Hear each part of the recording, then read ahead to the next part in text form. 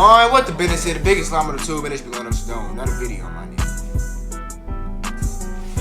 And I'm in this bitch reacting to my 600-pound like worst parents in this picture. Now look, my nigga, I'm finna keep this very short and simple, my nigga. I had to get this video to y'all. I had to get this shit out the way, my nigga. I done went to this little wing spot, my nigga, and I done seen a fat bitch walk in and order the whole fucking menu, my nigga. I was like, damn, like my nigga, damn, who the fuck you feeding the whole damn city? My nigga, damn. But we finna get straight into it though. Y'all like go like, comment, and subscribe, my nigga. Y'all like go tell the word about me. Y'all niggas know if y'all tell the word about me. Y'all niggas know we all finna shine in this bitch, my nigga. Y'all niggas know I got y'all 5 years, nigga. We finna get straight into it though, nigga. Pulling their children out of school to look after them full time, to making their grandchildren clean up after them after they go to the bathroom on themselves. These are by far and away the worst parents ever to feature on my 600-pound life. Starting off with one of the worst parents on the show is Kirsten, a 38-year-old weighing in at 612 pounds. Kirsten had a rough childhood. A 38-year-old weighing in at 612. Damn!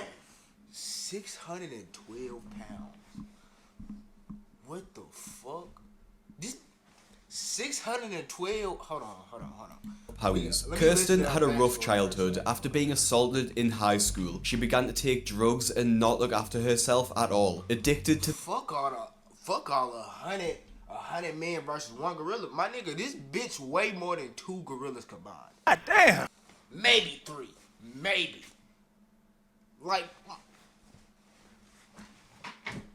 Like, nigga, this her. That's her right there, my nigga. Like, damn. Like, do they even make your size? Alright. Do they even make your sizes, my nigga? Like, damn. Like, what size is that shirt you wearing? She still got a neck though. She ain't all the way these drugs, Kirsten would often live in with her deals and trade her body for drugs. As a result, she became pregnant with her first child and never knew who the real father was. She became deeply unhappy at her circumstances and started to binge eat to feel a sense of fulfillment. She also used eating as a way to make herself undesirable, hoping that it would keep people away from her. And I kept eating, and maybe I ate. I was hoping to just keep people away from me. I don't know. By the time Kirsten was in her early 20s, she weighed over 300 pounds. Living the same lifestyle, Kirsten fell pregnant with her second. She probably only had like one body at best, my nigga. So you telling me you done got pregnant, you done fucked the nigga, got pregnant, ain't know who the father was, and then you just started eating. You just said, fuck it. Give me all the food. I want to try everything. I want to try everything on the menu. Fuck it. And who the my nigga, and let me tell y'all something. All you fast food owners, y'all businesses and shit, if y'all see a fat person like walk through y'all door, y'all niggas gotta be courteous. Y'all niggas can't just feed them everything. We trying to save these niggas. You know what I'm saying? Like you probably giving into their addiction. You the one that's serving them. I feel like they need to be on like a $10 limit, in my opinion. I'm just trying to say the word. I'm trying to make sure everybody cool out, my nigga. I'm trying to make sure everybody 500. Like, y'all niggas over here letting these niggas order shit that costs $30, $40. Like, damn, they don't need all that fucking food. Oh! Like, come on now. It's a skinny ass nigga in Africa that can use some of that shit. Why the fuck why you ain't serving it to him? Why you ain't donating over there? Like, come on now, my nigga. I'm just saying. Child, and due to realize that she couldn't look after both of her children properly. Everything was really out of control for me. And I couldn't give my kids what I knew that they deserved or needed. So I let my mom and dad take them because I couldn't take care of them anymore. Knowing she was incapable of providing for them both, Kirsten gave both children back to her parents to look after. By the time Kirsten stars on the show, the children have been living with their grandparents for over 10 years. For those 10 years, Kirsten has been suffering with her addiction to drugs and food, gaining to the point where she was unaware of how heavy she'd become. On the show, her children Nico and Lexi reflect on their living situation with their grandparents. And my parents have been raising them for the last 10 years. Growing up, I didn't really get to see my mom that much because she was doing like drugs and stuff, and she didn't want me to be around that. She knew it'd be probably best for me and Nico to stay here with our grandparents. Attempting to get her life back under control, Kirsten moves in with her parents after being clean for 6 months, sharing a room with her son, Nico. Getting clean was sharing a room with her son, Nico. Before I say anything, I want to see they living arrangements. I want to see what the room looks like. the only reason why Kirsten moved back in with her parents. As she gained so much weight, she was no longer able to look after herself, requiring her parents to help her with basic tasks like showering and cleaning. Kirsten even needs her mother to help wipe after using the toilet. My family does everything for me in everyday life. Everything. Shit not good though. My mom gets my food ready. She washes my clothes. My nigga, that's damn near a college dorm. Like, my nigga could even be his shit if he wanted to. Oh! Cause I know she's standing in that position. I know she's standing in that position all day. I'm over here thinking her leg like bent over and some shit. I ain't know what the fuck was going on. Hey, but I fuck with it though. I fuck with it. He taking care of his people. I fuck with it. But like, damn, my nigga, I want to do she sleep like. I want to like. I ain't even checking. I ain't even trying to be on dick, my nigga. I want to do she sleep like this or like sleep like a regular person. What y'all think? Niggas ignorant. Like, if you 600 pounds, can you even sleep like that? Like, you might not be able to actually like get up out the bed. Maybe if you sleep like this, she could just like, I don't know. That's a good ass question though. Do fat people sleep like regular people, or do they sleep like sitting down? Like, shit, I don't know. And at times she has to help me wipe my butt. I'm an invalid.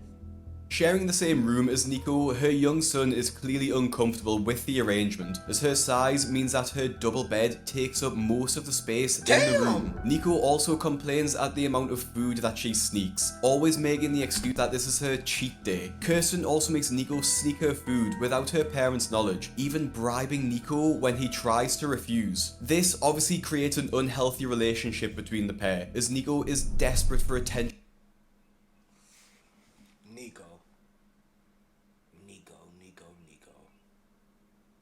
I know you can't have no friends over your house. You gotta go to everybody's house. Can't nobody come to your house, my nigga, cause you over here.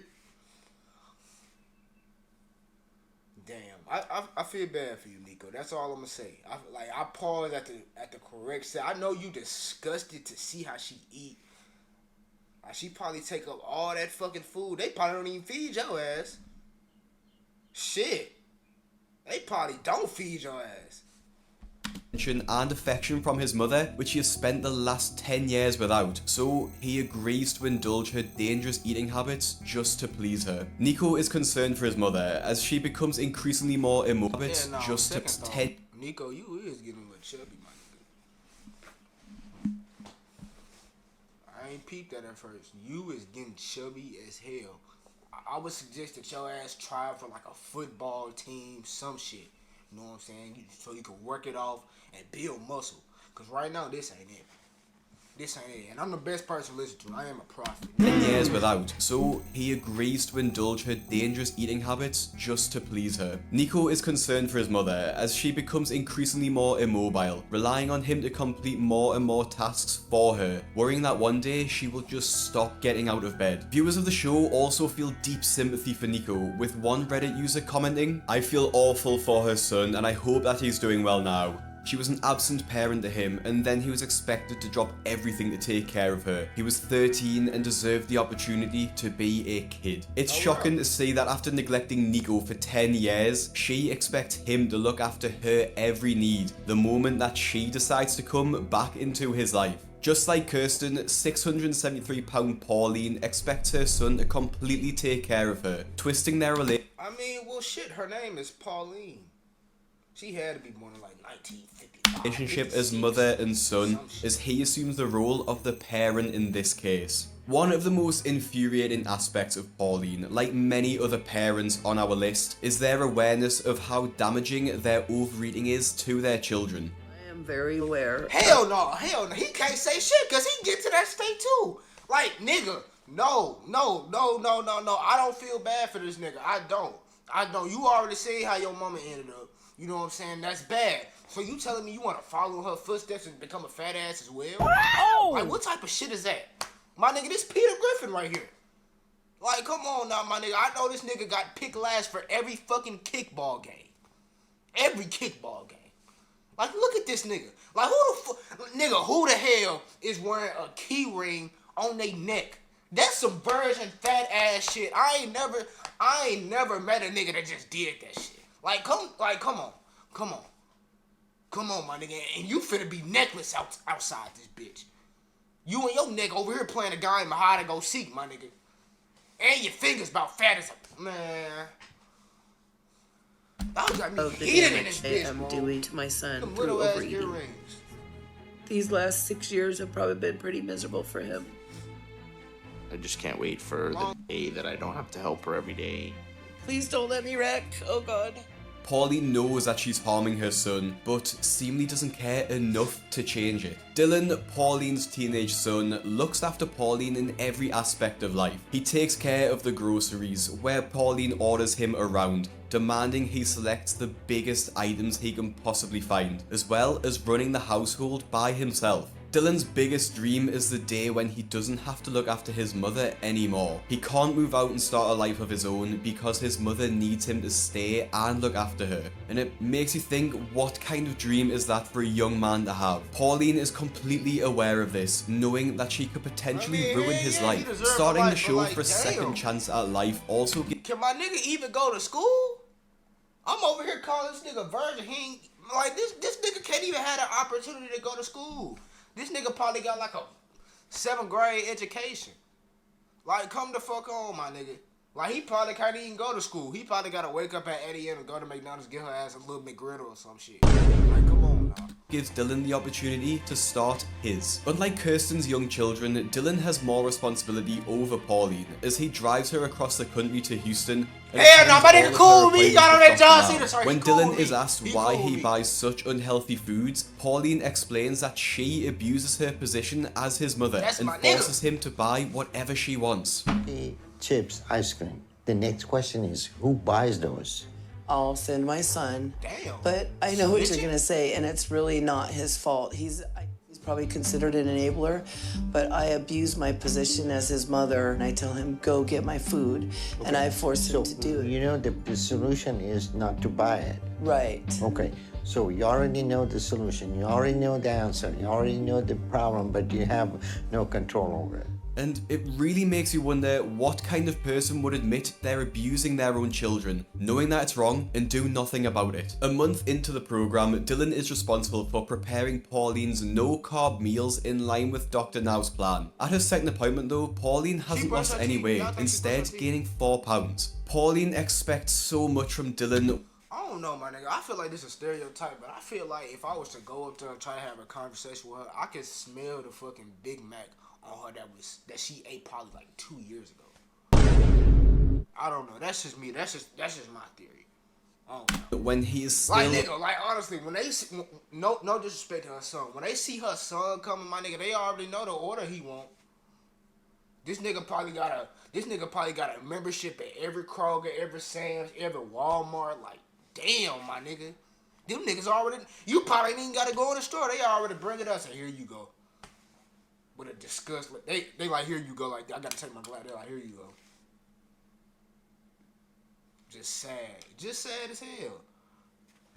really just a child. Whenever he's on camera, he looks emotionless and stoic, with Pauline essentially robbing him of a childhood, enslaving him as a carer, and it seems like Dylan has just accepted this. One Reddit commenter said he was raised by a mother who, by her own admission, feels that the roles are reversed. I totally feel like he's the parent and I'm the kid, and all he has ever known is a mother who has weighed at least 500, and then 600, and then 700 pounds. I really do feel like I'm a burden. Pauline's stubborn attitude and victim mentality is all too common with my 600 pound life stars, just like Nicole. Nicole is one of the most viral stars from the show, with dramatic outbursts and tantrums that probably everyone has seen before. But how the hell you sweat while crying? I'm surprised you able to fit in that front seat, but how the hell you sweat while crying? Oh! She probably sweat while she eat. Like, anything that you got going on, I understand it. Niggas do be depressed. Niggas do be going through it. I feel your campaign, but in no way, shape, or form can you let yourself get to this point. Like, my nigga, you just look like a big hunk of shit, respectfully. Like, my nigga, come on. Like nigga, it's go if you sitting down on the couch, my nigga, it's gonna take at least about 5 of us to push you. Like, nigga, we gonna have to be over here like that. Like, nigga, we gonna have to put our back into it, my nigga. Like, honestly. And then you got the fat nigga glasses. But you got to nerve to get some piercings. Come on now, my nigga. Between Nicole and her partner Charlie, the pair make their episode one of the most entertaining, as their selfishness and arrogance will make your jaw drop. Nicole's obesity causes her to be almost immobile, and simple trips to the supermarket are challenging, as Charlie has to move aisles and crates to the side in order to squeeze Nicole through. Nigga, like Kirsten from nigga, earlier. as much shit he gotta move, you would think that nigga Hulk Hogan. Nicole's parents look after her young children, as she's become too obese to look after them, or even herself, probably two children, as she's become too obese to look after them. Or even herself, probably. Nicole is known to social services, having threatened to remove her children from her due to neglect. Nicole's parents look after the children, but only so they don't get placed into care. Nicole's mother is frustrated at having to look after toddlers at her age, and resents Nicole for not taking responsibility in losing the weight and stepping up as a parent. In a hard-to-watch scene, Nicole shouts to her 2-year-old, who is unaccompanied while having a bath, as he is playing with the hot water tap. As Nicole weighs over 600 pounds, she can't fit through the door to reach her child. Jaden, please, can you shut the water off and come with me? Like, you can't even fit. Nigga, you gotta do this. You gotta walk like, my nigga, you walk like you playing defense. You gotta walk just like that. You can't walk like this. And then you probably be walking with your back into it. Walking slow as hell, taking up all the time and shit. You probably walking slow as hell, taking up all the fucking time. You done got out the house at 2:55. It's 3 o'clock now. You not even in the car. I know what I be talking about, man. Mommy. Jaden, please come on. I can't fit in the bathroom door. It's like we gotta cut you in half. I can't fit in the bathroom door, Mom. Alright, I'll get him. I can't take care of my kids, but there's nothing I can do about it right now. Shouting for her mother to help, Nicole's mother is also frustrated because she can't cope having to look after 2 babies on her own, and Nicole can't help in any capacity. With 2 parent figures who can't give the children the full attention they deserve, it's incredibly upsetting to watch. Nicole is so absent from her children that they don't even recognise that she is her mother, instead thinking their grandma is. And it hurts me that my kids think their grandmother is their mom, and that I'm not even a parent. One time I said to my son, "Do you love Mama?" And he looked over at my mom and smiled. And it made me feel like he was calling her mom.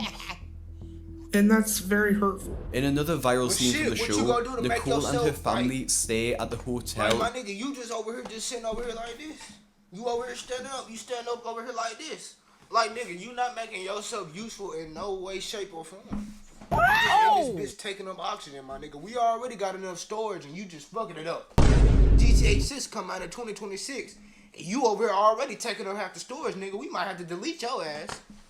Honestly, I'm just saying what we all thinking. You over here talking about some, oh, I hate that my kids are calling my mom, mom. Like, she's the provider, nigga. You not doing shit. All you doing is stuffing your face with fucking buns. That's a damn shame. Respectfully, you can't let yourself get to this point. While visiting Dr. Now, where she realizes that the bed is on wheels. As Nicole can't get on top of the bed due to it rolling away beneath her, the couple have a heated argument, shouting at each other in front of their young children who are playing on the bed. Nicole's attitude is disgusting, as she insults Charlie and swears at him in front of the children. So, when they said it was upstairs, idiot, I can't get on it, Charlie. Why can't you? I'm holding the bed. Just give me the chair over there. Tensions rise as Nicole launches an attack on her entire family, furious that she can't get on the bed, calling her family bastards, screaming and shouting so loud her children start crying. Nicole is selfish through and through, choosing food over her children and making no effort to change. It's unsettling to think of the children's future, as even their grandmother isn't overly happy about having to look after them. Another £600 life star with a toddler is Ashley D, weighing in at over £700. And why they all gotta look the same? That's the thing that get me, that's the shit that get me pissed off. Why they all gotta look the same? Every single one of them look the same. They look the exact same. Sit the same. Talk the same. Dress the same. Got the same glasses. Eat the same foods. Why can't y'all be different? Why y'all gotta all look the same?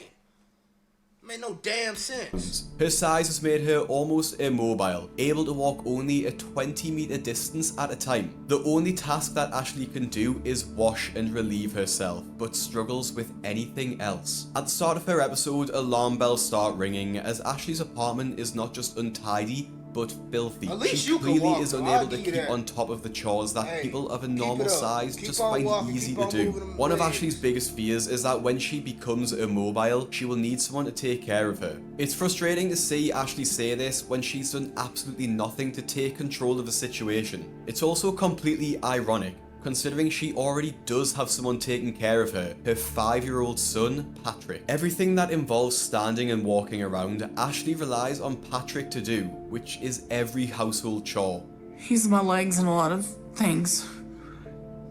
My nigga can't even watch Teen Titans Go, whatever these little kids be watching. My nigga can't even watch that because he got to take care of his mama. It's like his mama's 700 pounds. Little nigga probably driving himself to school. Little nigga probably cook his own.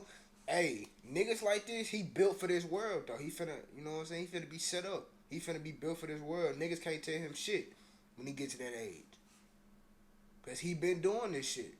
But like, damn, I feel bad for him, my nigga. Keep your Basically head up. everything that involves standing and walking around a lot, Patrick does for me. Go get the blue bucket for Mama. We're gonna do some laundry real quick. He has to help me with just about every household chore. Watching this 5-year-old struggle to fill the washing machine with laundry is incredibly upsetting, as it's something that no young child should have to worry about. Learning to do household chores is something that everyone learns, but not until you're at least able to reach the machine without having to climb on top of it. It's important to mention too, that if Ashley wasn't classed as disabled due to her weight and needing a carer, that her behaviour towards Patrick would be considered abuse, if it isn't already. One YouTuber commenter noted, "Watching that kid do laundry just broke my heart. I'm glad he's so smart and independent, but it shouldn't be taught this way. I hope she is better now." It isn't just household chores that Patrick needs to do either, but also prepare all of Ashley's meals, which, as we know due to her size, are very calorie dense and very unhealthy. As Ashley's husband works away as a truck driver for 70 to 100 hours a week, Ashley eats whatever— Shit, lucky you take care of that nigga too. That nigga about big as a bitch as well. Hey. Patrick is capable to make for her, which is a lot of cupboard snacks and microwave food. It's unfair to watch Patrick struggle this much, as Ashley has robbed him of his childhood, as their roles as parent and child have been completely reversed. Genuinely, just writing this part of the YouTube video is really upsetting, because a 5-year-old doesn't deserve this kind of stress and responsibility because his mother is so overweight, she can't help him at all. Just like Ashley, because his— I know that EBT hit. Them niggas got food in they shit, boy. I know that EBT hit. Food stamps, all that good shit.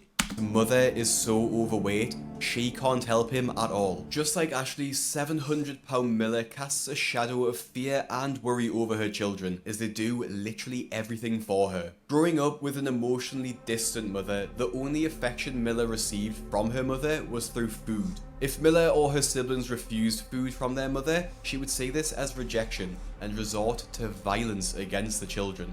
I do sometimes blame myself for Miller being the way she is. But at the time, I thought it was fine that she ate that much. As Miller was the oldest, she— My nigga, no, what you mean you thought it was fine that she ate this much? What the fuck was you feeding her, my nigga, a whole buffet? Like, nigga, as a parent, you gotta say enough is enough, nigga. Like, you're done. Take your ass to your room. She would eat her siblings' food that they couldn't finish to save them from being punished. She never said it, she never hugged me or kissed me, but what she would do is feed us. Giving us food was the only way my mother knew to show her love for us. And if we didn't take that food, my mother saw it as a rejection, and we would get a whipping. Food was the only love Miller received, so she just wanted more and more. I kept gaining, and I just kept getting bigger. When I graduated high school, Now look, I let was me pushed. tell you something, Big Mama. Look, let me tell you something. All them Sunday dinners done caught up to you. That's what happened in your case. I understand them, the neck bones, the ribs, the chicken, the collard greens with the little meat inside. Yeah, I know what you take. Yeah, I know what I'm talking about. That done caught up to you, and I understand. It's addicted. It's addictive, but you gotta stop at some point. You gotta stop. You gotta stop. $350, and they did not have a gown to fit me. I was so embarrassed. Miller had her first child with her husband Elroy when she was just under 500 pounds. When the couple tried to conceive another, they found that Miller was too overweight to carry another child. So they ended up adopting. It's already insane to think that at 500 pounds and climbing, Miller thought it was a good idea to take on more children when she was already struggling to look after the one she had. By the time they adopted their last child, Miller was 38 with 5 children. At 40 years old, Miller started to develop lipedema, which is a chronic condition that causes abnormal fat and connective tissue to build up in the body, usually in the legs and hips. The lipedema, combined with Miller's obesity, meant that it became increasingly difficult to get up and do anything. As it got bigger and bigger, it became this huge weight, and it just held me down. And one day it got so big, I couldn't get up anymore. So I have no idea how big I am. Ultimately, Miller became bedbound, completely relying on her children to look after her every need. To make matters worse, Miller's husband Elroy started to have health issues too, which resulted in his reduced mobility as he relies on a wheelchair and walker to get around. I have a lot of health issues going on myself. I'm in end-stage renal failure, and I have congestive heart failure. It's took a toll, so I need to take care of myself. Miller's daughter takes care of most of the chores, especially the food shopping, and she seems somewhat resentful to the unhealthy requests her mother makes. She likely finds it frustrating that Miller doesn't sympathise with her, feeling sorry that because of her weight, her daughter has to take responsibility for feeding the family. I do mostly all the grocery shopping now, since my dad can't walk in stores. I don't usually see my parents grocery shop unless they're with their parents. They don't do it by themselves. Miller's daughter is also slightly afraid of Miller, as if she doesn't get exactly what she wants, she will be punished. You can get a 12-pack of the pea sodas. 2 12-packs will be fine. Ice cream bars, please. Okay. We don't want to bring my mom some of the stuff that she asked us to bring her, but we have to. She'll be mad if we don't. Beyond the household chore, The fuck she finna do? Punish y'all? Y'all niggas her provider. But y'all gotta take a stand, but with some stuff y'all just gotta say no to. Miller's daughter feels guilty for her mother's weight, as she understands that she is the one buying and feeding her parents. I do feel responsible for my mom's weight because she can't get up and get it. It's just hard to know what to do when she wants food because we feel bad for her because she's on the bed. This is such an unfortunate burden for her daughter to bear though, as she's simply doing what is being asked of her, yet has to take on the responsibility that her mother could die because of the food that she's feeding her. As mentioned before, Miller's children do absolutely everything to look after her, one of which being to clean their mother up. And then it's the other shit that make me mad. Why y'all always like to try the different foods that nobody else like? Y'all see the pizza she eat? Miller's children do absolutely everything to look after. I ain't never seen a skinny person eat this type of pizza. Like, come on, y'all. Why the hell y'all always get the nasty foods? Y'all like the nasty shit. Like y'all be wanting to experiment with different shit. Y'all that ate all the normal shit already. Y'all just start coming up with shit y'all self. After her, one of which being to clean their mother after she defecates in the bed. Okay, done. I know it's horrible for them. One important note on this subject is that if Miller weren't bedbound due to her obesity, her children taking care of her after she defecates would be classed as child abuse. Ultimately, the responsibility and emotional burden that Miller places on her children because she can't stop eating is enormous. Bring me plates and the oranges out of the refrigerator. So I'm trapped here and I can't go anywhere. Plates. that young nigga can't stand his mama. Her children because she can't stop eating is enormous. Bring me plates and oranges out of the refrigerator. So I'm trapped here and I can't go anywhere. I can't do anything unless it's in this bed. So most of everything around this house falls on my children. Remember, like 4th grade, I started having to wear plus sizes. I hated that really bad. Just gaining 20 pounds a year. I ended up being close to 300 by the time I was 20. Why the hell are you even at the beach? Ain't shit for you to do at the beach, respectfully. I'm just saying, ain't shit for you to do at the beach. And you telling me your peoples convinced you to go to the beach for a spring vacation, and you agreed? I would have stayed my ass at home. 22 or so. After getting married to her now husband Edgar, the couple had a young child together named Liam. Unlike the other parents, Edgar did quit his job to look after Penny, becoming her full-time carer. Liam doesn't have the same responsibility in looking after his mother as the other Stars children do, but that doesn't mean that he isn't being neglected by Penny. As Penny is bedbound, she can only see Liam if he comes to her. This means that Liam can't be left alone with her, as if something bad happened to him, she wouldn't be able to get to him at all. I help take care of my son, but it's here. If he refused to come into my bubble, then I wouldn't be able to help him. She places the parenting responsibility on Edgar, who takes care of everything around the house, looking after Penny and Liam. Penny is very stubborn, and Ed does enable her. He buys whatever she tells him. And if he doesn't, he's gonna be in trouble. Ed definitely does bring the food in to the house, but I also believe that he doesn't have much choice.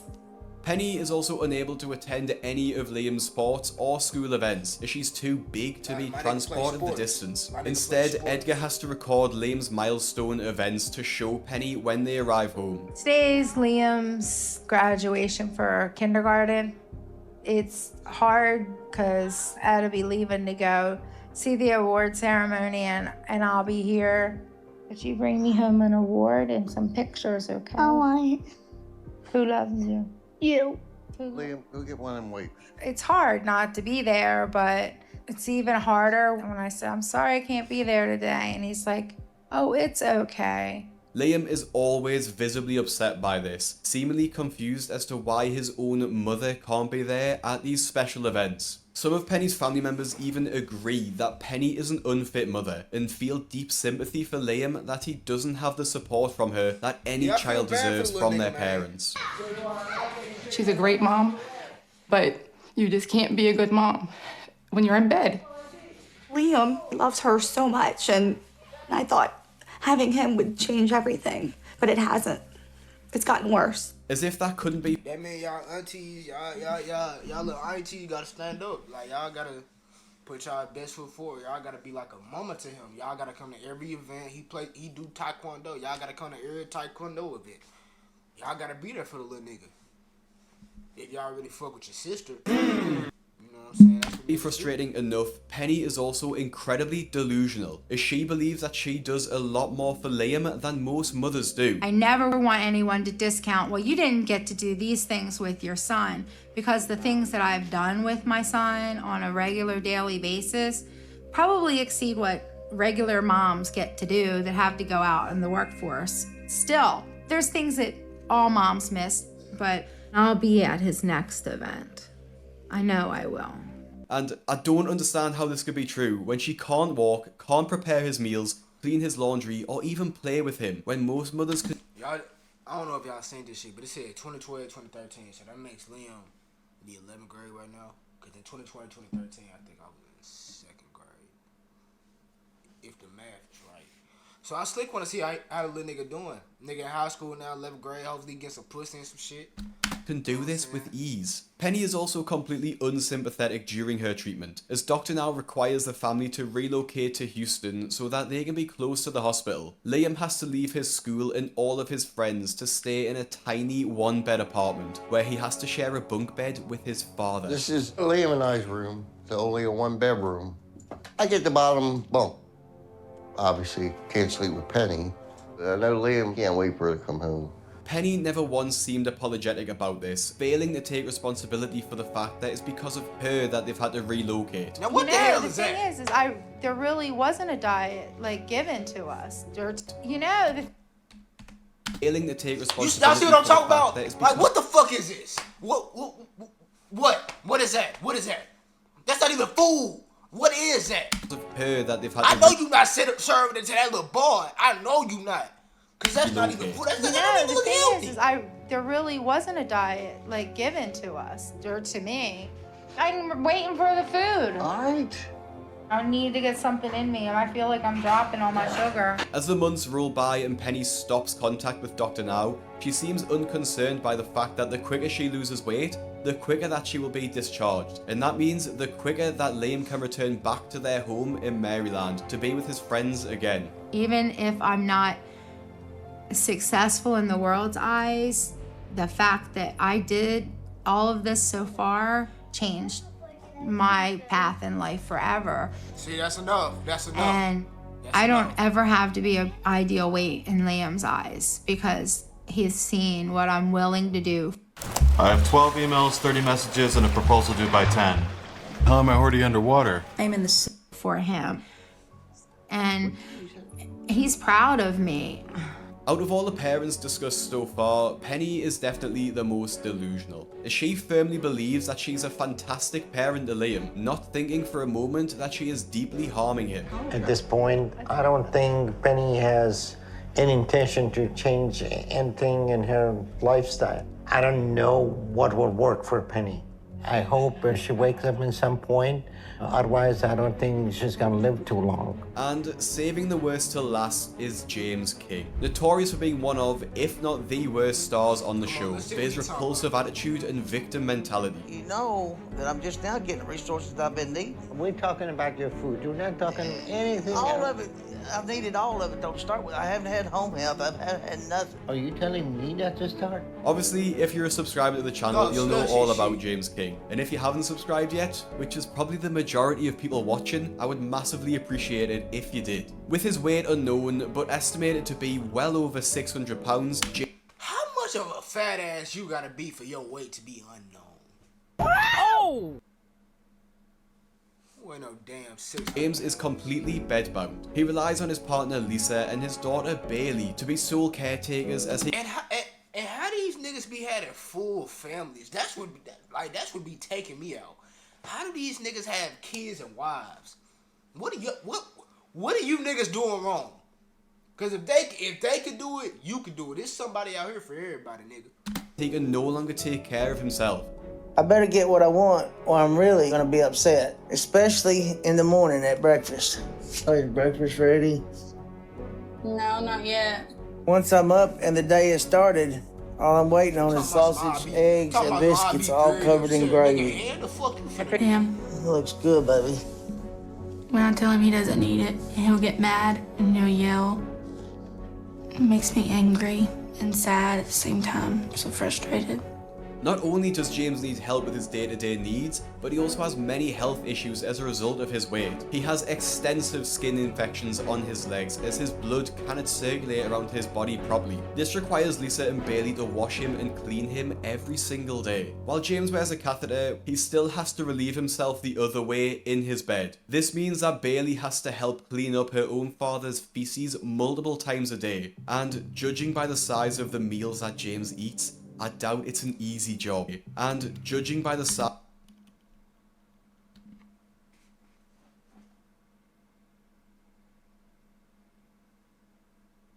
That shit bigger than a Big Mac. You got hella fries. She probably done dumped the whole bag on the plate. Look at the sausage. Size of the meals. 1, 2, 3, 4, 5, 6. My nigga, that's how many I eat in one breakfast. You eating that in one, that's your first plate. I probably have all that by like my second plate and I'm full. Enough is enough. Enough is enough. And you like your food touch, you nasty. That James eats, I doubt it's an easy job. I went to the bathroom. I need to be cleaned up. Okay. All right, give me a minute. I'm gonna get Bailey to help me, okay? I just can't do anything for myself anymore. Okay. Go slow, Mom. James cannot take care of himself at all. He cannot bathe himself. He cannot use the restroom. He has to wear a catheter. And it breaks my heart to see that James is trapped in a bed and can't do the things that he loves to do. Okay. It's disturbing that Lisa also allows this, allowing Bailey to pick up more and more work every single day. My mom pulled me out of school because I have to help with my dad. 10th grade education. I don't feel like that I should have to be a caretaker to my dad because a father is supposed to protect and take care of his daughter. Like, if a nigga was to come in your house, book you for all your belongings, you couldn't do nothing as a man. And I'm disgusted at you because you couldn't do nothing as a man. You couldn't protect your family. You just let it happen. You just sitting there like this. The police officer was like, so what did you do to stop it? Well, I was eating. Nigga, I would have took you out right on the spot. Well, I was eating my food. In case. You couldn't even fit. It's my dad, you and could, I'm not gonna let him just lay your there. foot couldn't even fit in a shoe, my nigga. Y'all can't let yourself get to this point. No child should have to quit school to take care of their parents, especially as James's situation is entirely his own fault. One YouTube commenter wrote, making the daughter drop out of school because of her father's gluttony and laziness is evil, especially as the mother is there and should be doing it all. Shitty parents and people. It's not a surprise to see how many people are absolutely outraged at the decision to pull Bailey out of school. Sacrificing a young girl's education for the sake of her father's morbid obesity is honestly just disgusting. James's story doesn't end well for him either, as unfortunately after the show aired, he passed away at the age of 49 from kidney failure. James is one of the... Alright, that's it. Y'all niggas stay thugged up, y'all niggas stay